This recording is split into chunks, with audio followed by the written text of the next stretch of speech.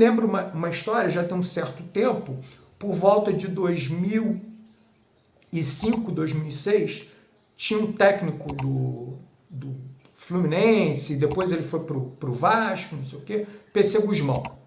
Ele entrou no Vasco falando assim, olha só, quem tiver o percentual de gordura de X para cima não vai jogar no meu time. O que ele fez?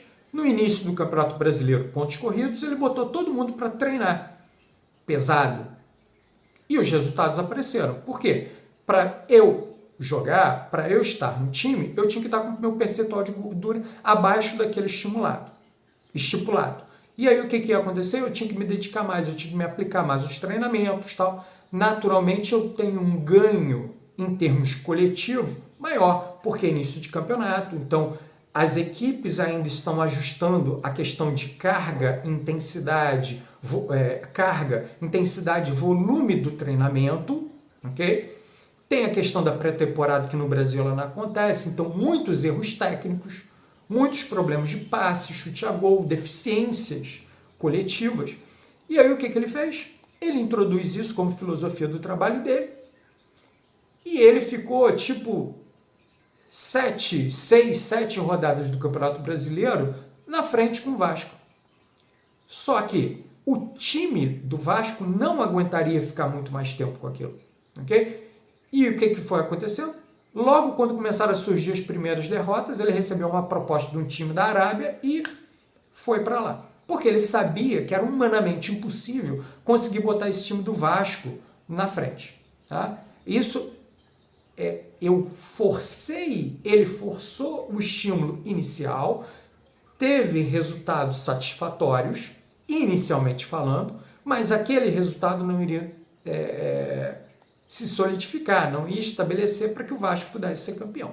E aí o que ele fez? Na primeira proposta que ele recebeu, ele foi para um time, para um país dele daquela do Oriente Médio. Então isso tem que ser levado em consideração. A mesma coisa acontece comigo. Se o aluno entra para fazer um treino comigo e ele deseja resultados rápidos, a gente tem que ser realista. Meu amigo, você trabalha, você tem família, você vai dedicar quantas vezes por dia para o treinamento? Qual é o horário que você vai treinar? Então isso tudo tem que ser levado em consideração na hora da prescrição do treinamento. Okay? Claro que o time do Vasco, do Flamengo, do Botafogo, do Fluminense, os times de São Paulo são profissionais. Eles recebem para fazer aquilo. Diferentemente dos alunos, pelo menos na maioria dos casos, que a gente recebe. Tá? Então isso tem que ser levado em consideração. Um outro princípio é o princípio da sobrecarga. Tá? Imediatamente após a aplicação de uma carga de trabalho, há uma recuperação do organismo, visando restabelecer um equilíbrio que a gente chama de homeostase. Então, a partir do momento que eu aplico uma carga acima daquilo que era esperado, que é um princípio da sobrecarga, a partir do momento que eu aplico uma velocidade de treino na corrida acima daquilo que era esperado, o que vai acontecer? Há adaptações neurofisiológicas nesse organismo para que ele possa, num outro momento, suportar de maneira adequada essa carga. Tá? É aquela história do aluno que entra na academia, ele faz a primeira avaliação e aí ele tem resultados sensacionais. Ele consegue diminuir gordura, ele consegue aumentar a massa magra e aí nós sabemos que se ele fizer uma terceira avaliação, uma segunda reavaliação, o que vai acontecer?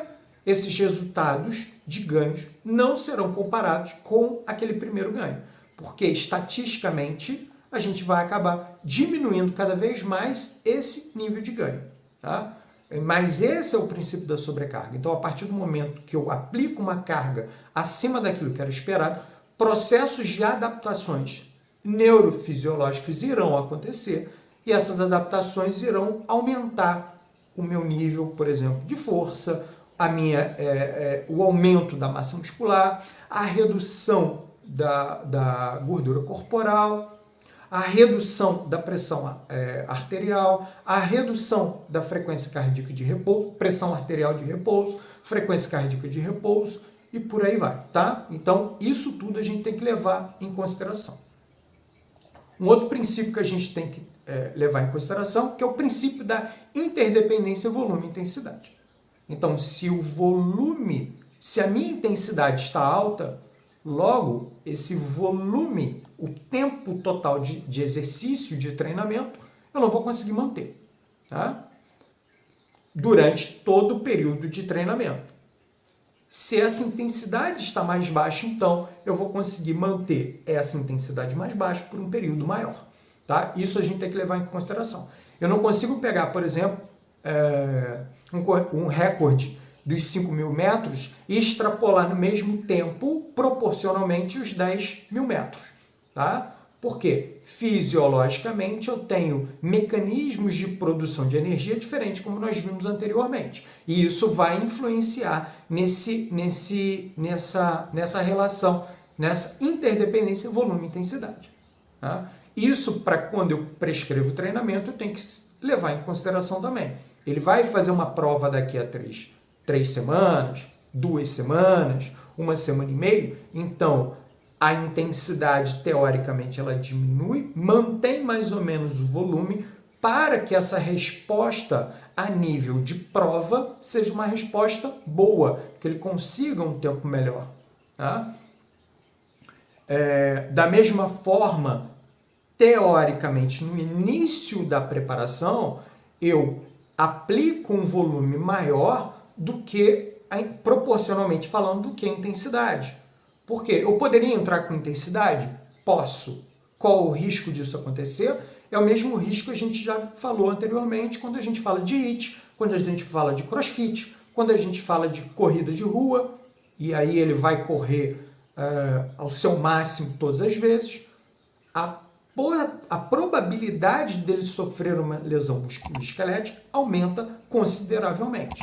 Então, para minimizar esses efeitos, o que a gente vai ver a seguir, a gente fala em uma base fisiológica, uma base preparatória para que esse ganho da sobrecarga que nós vimos anteriormente, ela seja gradual e não provoque lesões no organismo. Então, o gráfico que eu falei aqui, a gente compara a intensidade de percentual de uma resistência máxima, tá? Uma carga máxima na musculação versus o volume. Se essa carga é alta, o volume vai ser baixo. Eu não consigo pegar a minha carga máxima na rosca bíceps, por exemplo, e fazer 12 repetições, 15 repetições, 20 repetições. Então, se o cálculo for em cima de um RM, está errado esse cálculo de um RM, perfeito? Porque eu não consigo manter essa intensidade. E esse gráfico determina isso. A partir do momento que essa intensidade diminui ou aumenta o volume, ou o volume ele aumenta, a intensidade vai diminuindo. Tá? A mesma proporção, por exemplo, quem corre 5.000 metros e vai correr 10.000 metros, quem corre 10 para 16, quem corre 16 para 21. Não é proporcional esse aumento de acordo com a proporcionalidade de distância. Eu não consigo manter a mesma intensidade. Por quê? A produção de energia, a produção metabólica, ela é diferente. E ela acaba refletindo isso na sua resposta à intensidade e sua resposta ao volume.